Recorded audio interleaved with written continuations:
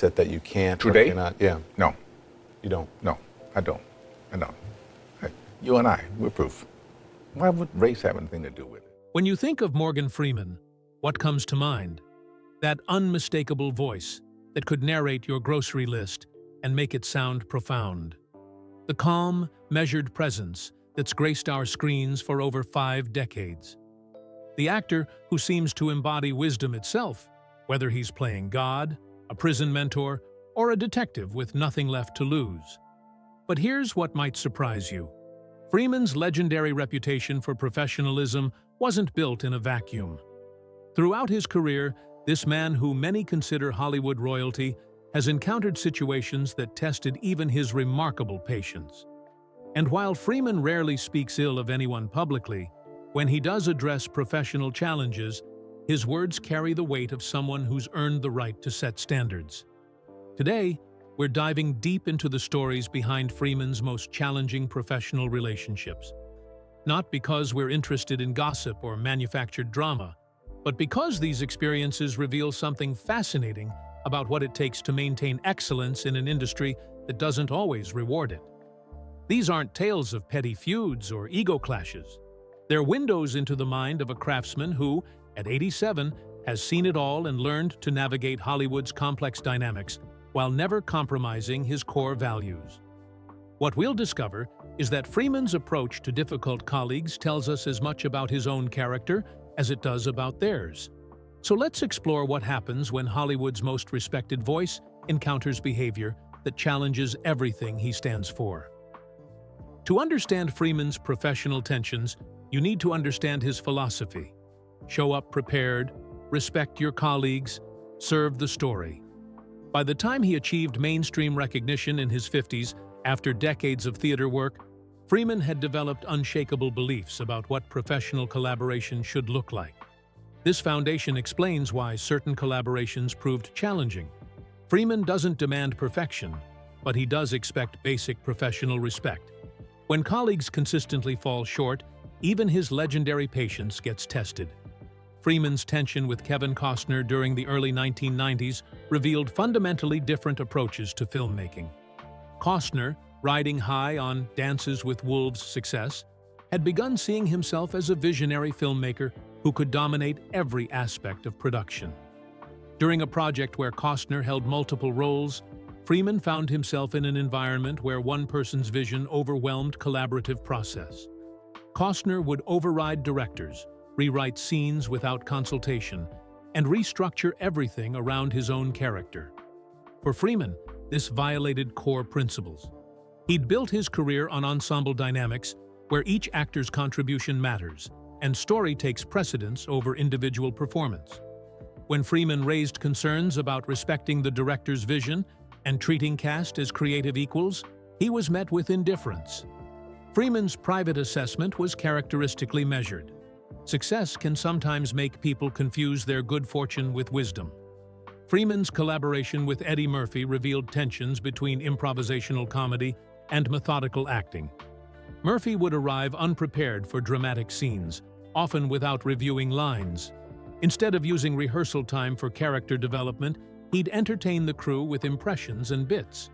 While some found this charming, Freeman grew frustrated as Murphy's antics interfered with serious scenes and disrupted other actors' performances. Takes were ruined by breaks in character. Emotional continuity was disrupted by pursuit of laughs. Freeman's frustration wasn't about Murphy being funny. Comedy requires discipline too. What troubled him was watching the collaborative process that filmmaking requires get undermined by lack of preparation.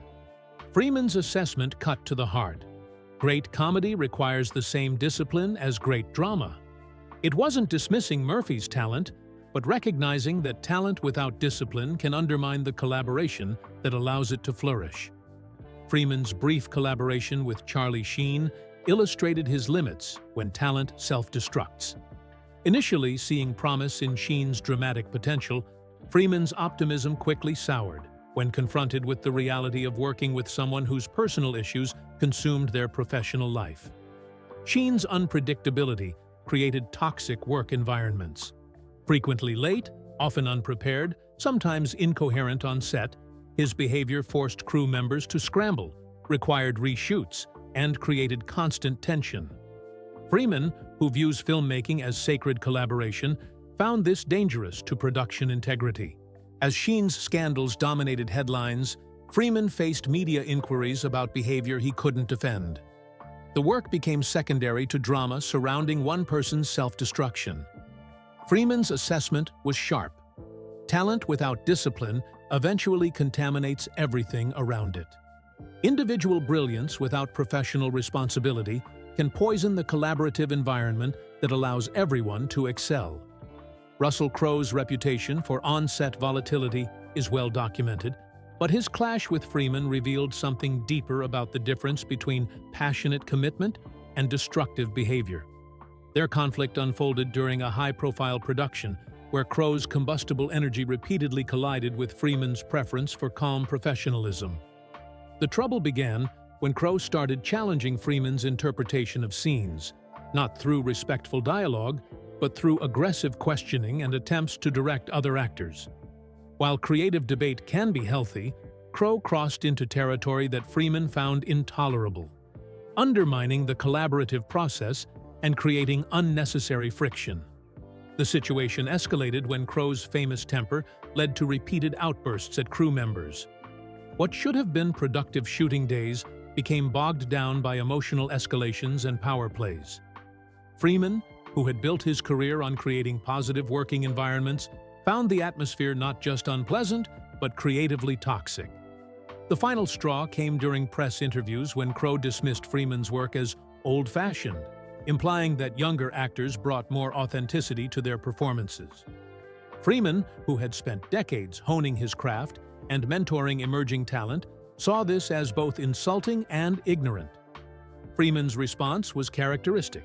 He didn't engage in public feuding, but quietly made it known that he wouldn't work with Crowe again. His private assessment was telling, real intensity comes from discipline, not drama. It was a distinction that cut to the heart of professional acting, the difference between controlled passion and destructive chaos. Freeman's disillusionment with Mel Gibson represents perhaps his most serious professional disappointment. This wasn't about on-set behavior or work ethics, but about something more fundamental: the realization that immense artistic talent could coexist with beliefs and behaviors that ultimately taint the art itself. Initially, Freeman had genuine admiration for Gibson's work. He respected the ambition behind Braveheart and was intrigued by Gibson's commitment to challenging cinema. There was even discussion of future collaborations on serious, weighty films, exploring themes of faith, identity, and power. But as Freeman became more familiar with Gibson's worldview and how it influenced his creative process, that admiration quickly soured. According to industry sources, Freeman was disturbed by Gibson's tendency to push controversial and sometimes historically questionable narratives into otherwise promising screenplays.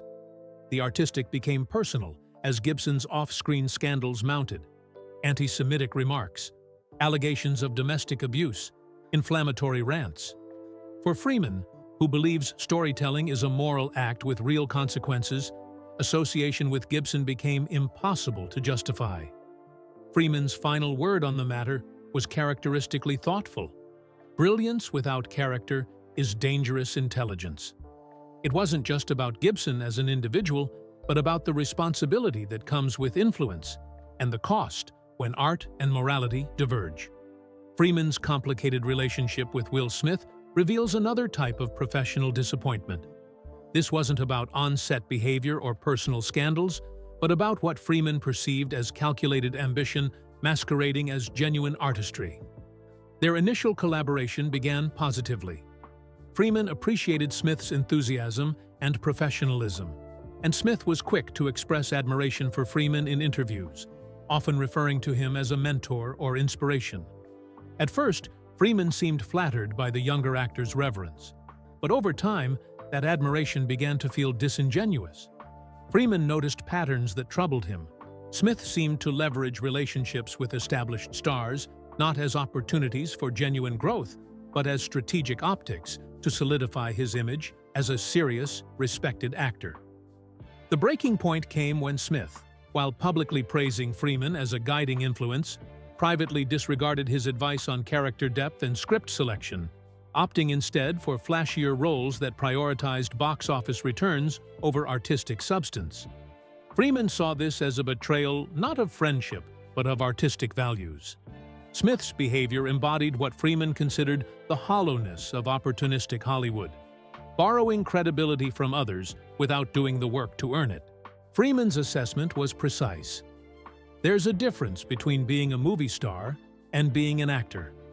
It wasn't bitterness, but disappointment from someone who had spent his life upholding the craft, watching it be used as a stepping stone rather than an end in itself. Jim Carrey's recollection of working with Freeman on Bruce Almighty offers a different perspective on Freeman's professional intensity. According to Carrey, Freeman's commanding presence could be intimidating even in a comedic setting, creating an undercurrent of tension that affected everyone on set. Carrey described Freeman as a laser that goes right to your soul, emphasizing the focused, penetrating quality of Freeman's presence. This wasn't about Freeman being unkind or aggressive, but about the weight of authority he naturally carried. The most telling incident occurred when Freeman told someone on set, "Never touch me again." Not with humor, but with pointed seriousness that instantly changed the energy in the room. For director Tom Shadyac, known for his relaxed collaborative style, being intimidated by Freeman suggested that the actor's presence commanded a level of respect that could border on anxiety. This reveals something important about Freeman.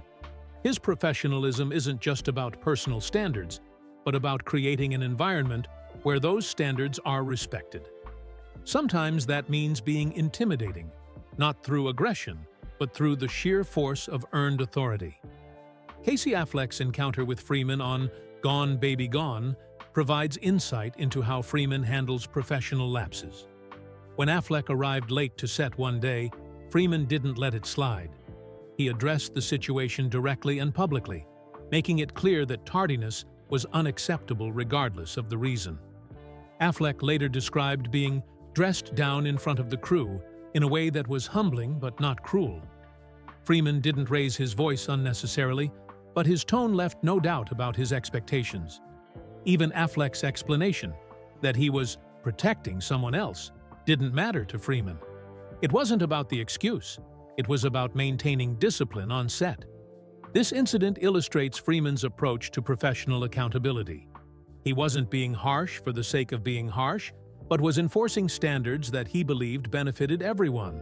For Freeman, punctuality and preparation aren't personal preferences, but professional necessities that show respect for everyone involved in the collaboration.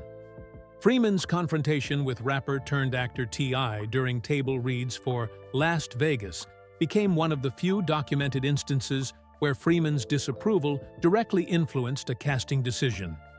When T.I. dozed off during a script reading with veterans like Robert De Niro, Michael Douglas, and Kevin Kline, Freeman didn't hesitate to address it. "Son, are you with us? Get up. What's your problem?" Freeman's words cut through the room, creating a moment of profound embarrassment for T.I., who later described feeling like a little boy in school caught slacking off.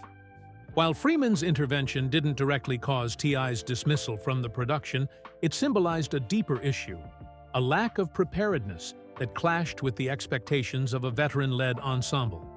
For Freeman, the moment represented everything wrong with treating acting as a casual pursuit rather than a serious craft. T.I.'s replacement in the film sent a clear message about professional standards and respect for the collaborative process that Freeman holds sacred. Interestingly, Freeman's relationship with Denzel Washington reveals the positive side of his professional standards. In a rare moment of vulnerability, Freeman admitted to feeling envy toward Washington, not from bitterness, but from deep professional admiration. Freeman praised Washington's unwavering perseverance, dynamic versatility, and magnetic screen presence. "He's got this gravity about him," Freeman observed. "He walks into a scene, and you feel it, even if he hasn't said a word yet." This envy wasn't about competition in a hostile sense, but reflected Freeman's appreciation for Washington's bold choices and consistent excellence. In an industry often fueled by ego, Freeman's honesty stood out, showing that his high standards apply to admiration as much as criticism.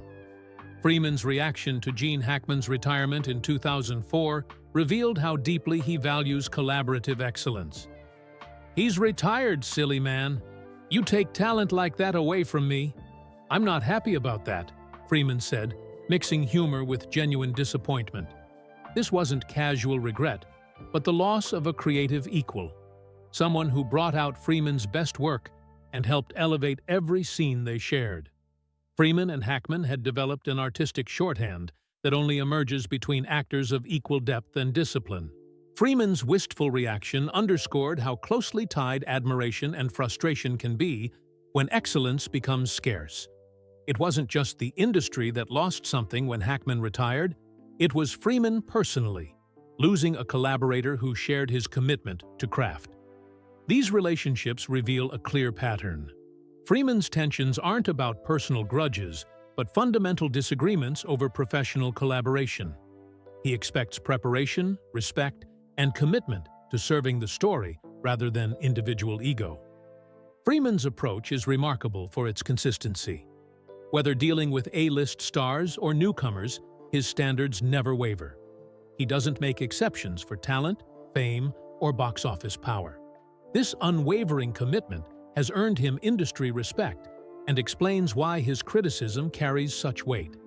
His conflicts illuminate not just others' shortcomings, but his own values: preparation over improvisation, respect over ego, craft over celebrity. Freeman's career serves as a masterclass in professional longevity through consistent standards and surrounding himself with people who share his commitment to excellence. At 87, Morgan Freeman has worked with virtually everyone in Hollywood.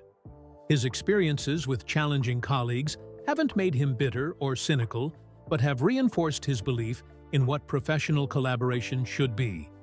His conflicts with certain actors illuminate not just their shortcomings, but his own values: preparation over improvisation, respect over ego, craft over celebrity. Freeman's career serves as a masterclass in professional longevity. By maintaining consistent standards and surrounding himself with people who share his commitment to excellence, he's created a body of work that speaks for itself. His challenging relationships remind us that even the most patient professionals have limits, and that those limits often serve to protect something valuable. In an industry that often celebrates drama and dysfunction, Freeman's approach offers a different model: quiet professionalism that elevates everyone around it. His standards aren't about being difficult. They're about maintaining the collaborative environment that allows great art to flourish. What can we learn from Freeman's approach to challenging colleagues?